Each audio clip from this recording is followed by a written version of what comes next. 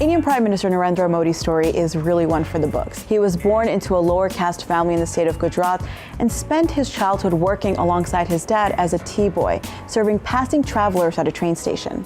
Very quickly, Modi developed a passion for politics, specifically Hindu nationalism. And it's Modi's past and present relationship with Hindu nationalism that has made him both a beloved and polarizing figure. Modi currently is part of the Bharatiya Janata Party, a Hindu nationalist organization which is one of two of the country's biggest political parties. And the BJP started off as a political wing of the Rashtriya Swayamsevak Sangh organization. Now, the Sangh is basically the father of modern Hindu nationalism in India. It was founded in 1925 in resistance to British colonial rule and was dedicated to the creation of a Hindu nation.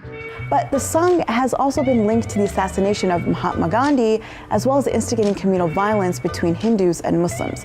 And that matters, because Modi's been accused of overseeing one of the worst outbreaks of violence in recent Indian history. In 2001, Modi became the chief minister of his home state of Gujarat, and while the state actually did pretty well under him. During his 13-year tenure, he was responsible for some pretty incredible economic growth in Gujarat.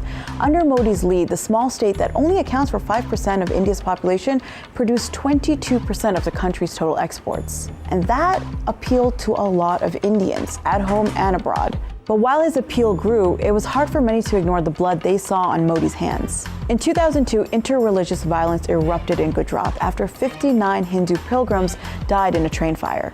It was suspected at the time that Muslims started the fire, but later it was found out that the fire was actually an accident. Modi, relatively new as chief minister, declared a day of mourning for the victims.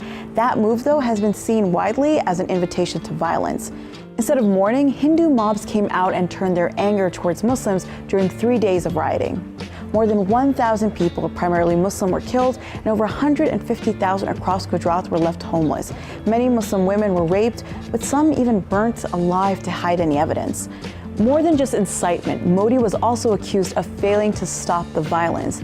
In 2005, the US went so far as to ban him from visiting the United States for his role in the riots. And for the record, Modi never apologized. But let's look at Modi right now. He's the Hindu nationalist prime minister of a country which is defined by its constitution as secular.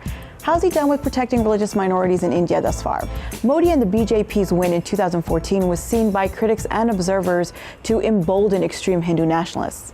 Now, Modi has vowed to protect religious minorities and religious freedom and has condemned all acts of violence against minority communities. Human rights groups have charged that making that vow and that condemnation just isn't enough. Existing laws that protect minorities need to be enforced. Ultimately, Prime Minister Narendra Modi's time in office so far has been a mixed bag. He's made big promises about a clean India, a digital India, and the economy has soared under him. Inflation is down and under control, and he's pushing forward with his promise of a toilet in every home to promote water sanitation. But he can't seem to shake off the question of his Hindu nationalism and the security of religious minorities. So what will Modi's ultimate legacy be?